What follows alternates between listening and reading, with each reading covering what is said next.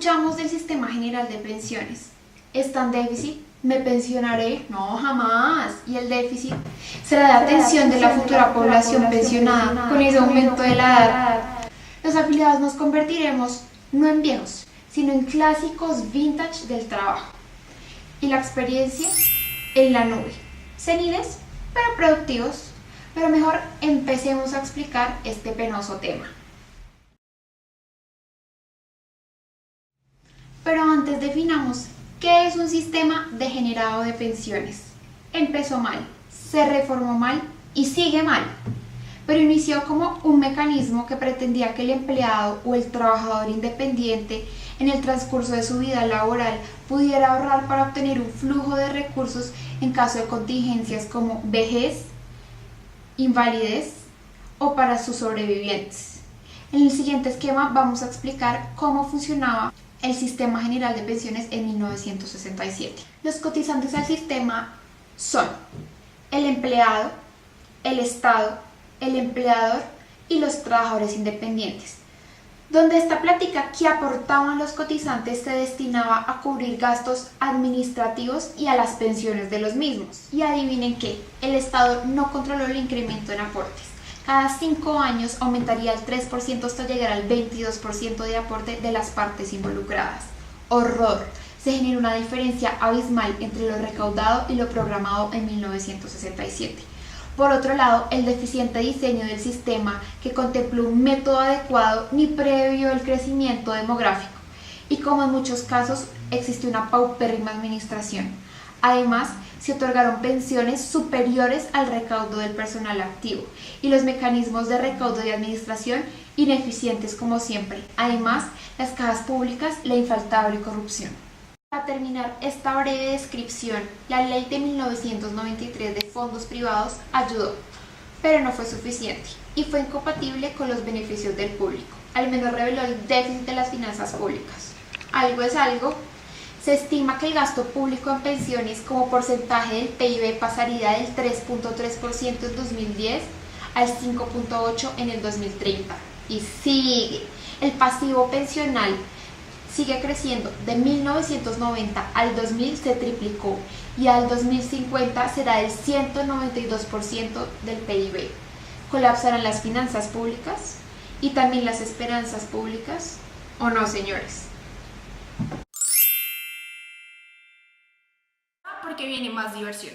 Hay que reformar los parámetros del sistema pensional, hacer otra reforma tributaria o mejor aún, combatir la corrupción para hacer uso racional de los tributos nacionales, tener un mejor perfil de la deuda pública o buscar fórmulas para destinar aportes a pensión mínima. Nadie está por hacer. ¿Y ahora quién podrá defendernos? Un reto para Marvel, aunque no faltará el político que dé una dosis de kriptonita. Todo es ciencia ficción, como si estuviéramos en un capítulo de Un viaje a las estrellas. Pero continúen los grupos privilegiados con pensiones públicas perversas. Y para no embarrarlo otra vez, los nuevos afiliados no deben generar deuda. ¿Cómo? Fácil decirlo. Si no hay reforma, igualmente el país se contradeforma, aún más de lo que está, porque ya no es necesario hacer esfuerzos de cómo vivimos o en dónde vivimos, y ni siquiera hablar de nuestros vecinos ejemplares como Maduro, Lula, Correa, etc. Ni hablar. Nuestros problemas ya parecen un déjà vu latinoamericano. Como para variar, los impuestos deberán cubrir ese déficit, sacrificando para ello la inversión en educación, en salud, en infraestructura. Habrá un colapso de las finanzas públicas, un desplome que obligará al gobierno a que genere un superávit que pueda mantener el bienestar fiscal. Además de eso, obedeciendo un mandato constitucional que dé cobertura y calidad, que como bien se ha hecho hasta la fecha, con alta responsabilidad. El déficit fiscal en 1999 fue del 6% del PIB. De ese 6%, el 2% fue por pensiones. Y tuvimos que arrodillarnos y pedir cacao. Y además de eso, tuvimos que bajarnos los calzones al Fondo Monetario Internacional. Típico. ¿Usted cree que podrá pensionarse como emprendedor o empresario? ¿O morirá en el intento? ¿O será más seguro invertir en Bitcoin o en la petromoneda de Maduro? ¿Se caerá la inversión privada nacional extranjera? ¿O se reducirá el crecimiento?